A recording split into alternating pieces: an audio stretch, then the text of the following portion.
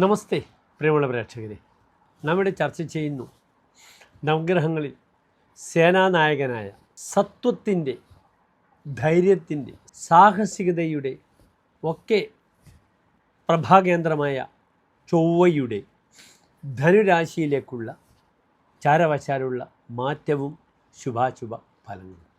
ചൊവ്വ 2025 ഡിസംബർ 7-ാം തീയതി ധനുരാശിയിലേക്ക് പ്രവേശിച്ചു കഴിഞ്ഞു. 1201 മകരമാസം 1-ാം തീയതി വരെ, അതായത് 2026 ജനുവരി 15 വരെ ചൊവ്വ ധനുരാശിയിലാണ്. പിന്നെ ചൊവ്വ തൻ്റെ ഉച്ചക്ഷേത്രമായ മകരത്തിലേക്ക് പ്രവേശിക്കുകയാണ്. ഈ 3 രാശികൾ വൃശ്ചികം, ധനു, മകരം, ചൊവ്വ വളരെ ബലവാനാണെന്ന് അറിയുക. ഇപ്പോൾ ചൊവ്വ ധനുരാശിയിൽ നിൽക്കുന്നു. ഏതെല്ലാം രാശിക്കാർക്ക് ഈ ചൊവ്വ നന്മകളെ പ്രദാനം ചെയ്യുമെന്ന് നമുക്കാദ്യം ചിന്തിക്കാം. മേടം രാശിക്കാർക്കും, കർക്കിടകൻ രാശിക്കാർക്കും, തുലാൻ രാശിക്കാർക്കും, വൃശ്ചികൻ രാശിക്കാർക്കും, ധനുരാശിക്കാർക്കും, കുംഭൻ രാശിക്കാർക്കും, മീനം രാശിക്കാർക്കും ഈ ചൊവ്വ വളരെയധികം നന്മകളെ പ്രദാനം ചെയ്യും. മറിച്ച് ഇടവൻ രാശിക്കാർക്ക്, മിഥുനൻ രാശിക്കാർക്ക്, ചിങ്ങൻ രാശിക്കാർക്ക്, കന്നി രാശിക്കാർക്ക്, മകരൻ രാശിക്കാർക്കും ഈ ചൊവ്വ മിശ്ര ഫലങ്ങളെയും പ്രദാനം ചെയ്യാം, അല്ലെങ്കിൽ ദോഷഫലങ്ങളെയും പ്രദാനം ചെയ്യാം. ജ്യോതിഷത്തിൽ ചൊവ്വയുടെ കാരകധർമ്മം എന്താണെന്ന് കൂടി എൻ്റെ പ്രിയപ്പെട്ട പ്രേക്ഷകർ അറിയണം. ഭ്രാത സത്വഞ്ച ഭൗമ ക്ഷിതിരപി. ഭ്രാത സഹോദര കാരകനാവുന്നു ചൊവ്വ. സത്വം എന്നാൽ ഇളകാത്ത മനസ്ഥിതിയാണ്. സാഹസികത, ധൈര്യം, എന്തിനേയും പ്രതിരോധിക്കുവാനുള്ള ചങ്കൂറ്റത്തെയൊക്കെയാണ് നാം സത്വബലം എന്ന് പറയുന്നത്. അത് ചൊവ്വയുടെ കൈമുതലാണ്. ക്ഷിതിരപി, ഭൂമിയുമായി ബന്ധപ്പെടുന്ന എല്ലാ വിഷയങ്ങളും നാം ചിന്തിക്കുന്നത് ചൊവ്വയെ കൊണ്ടാണ്. ചൊവ്വ ഭൂമികാരകനാണ്.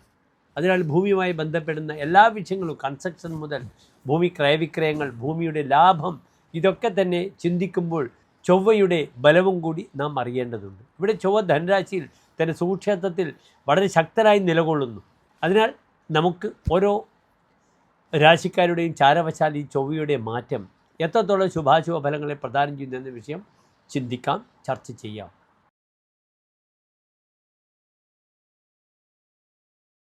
ഉത്രാട നക്ഷത്രത്തിൻ്റെ അവസാനത്തെ 45 നാഴിക തിരുവോണം, അവിട്ടം നക്ഷത്രത്തിൻ്റെ ആദ്യത്തെ 30 നാഴിക വരുന്ന 2.25 നക്ഷത്ര സമൂഹം. ഇവിടെ മകരൻ രാശിക്കാർക്ക് ചൊവ്വ ചാരവശാൽ നിൽക്കുന്നതിന് 12-ാം ഭാവത്തിലാണ്, ധനുരാശിയിലാണ്. മകരൻ രാശിക്കാർക്ക് 2 ഭാവങ്ങളുടെ ആധിപത്യമാണ് ചൊവ്വയ്ക്കുള്ളത്.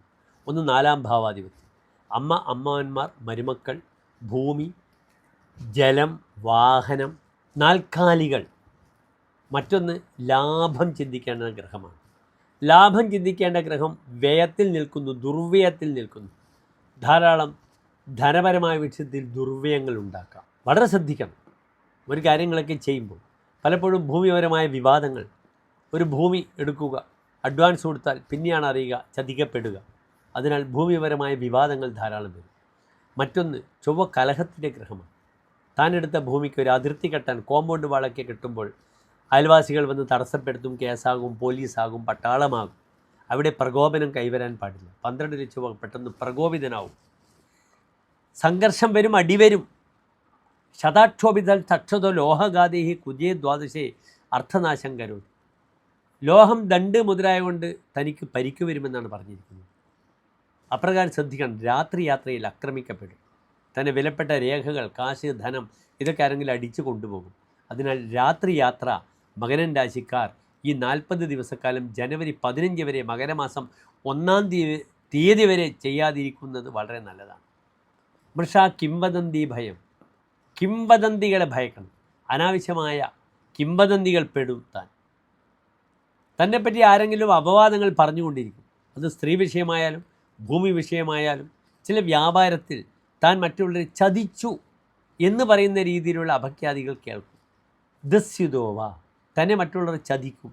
കള്ളന്മാർ തൻ്റെ കാശ് മുതൽ കൊണ്ടുപോകും. താൻ ചതിക്കപ്പെടും.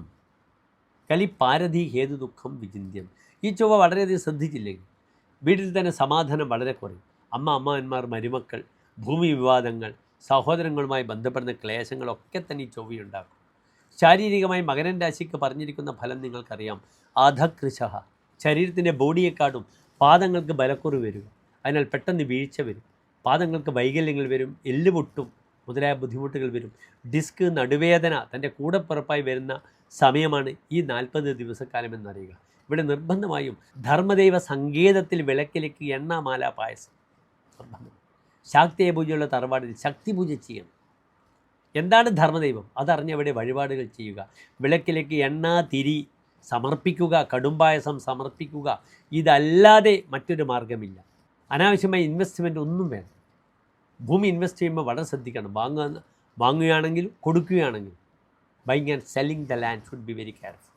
ക്രയവിക്രയങ്ങളിൽ പരാജിതരാകരുത് പ്രിയമുള്ള മകരൻ രാശിക്കാരെ. പറഞ്ഞ പരിഹാരങ്ങൾ ചെയ്യുക. നന്ദി, നമസ്തേ.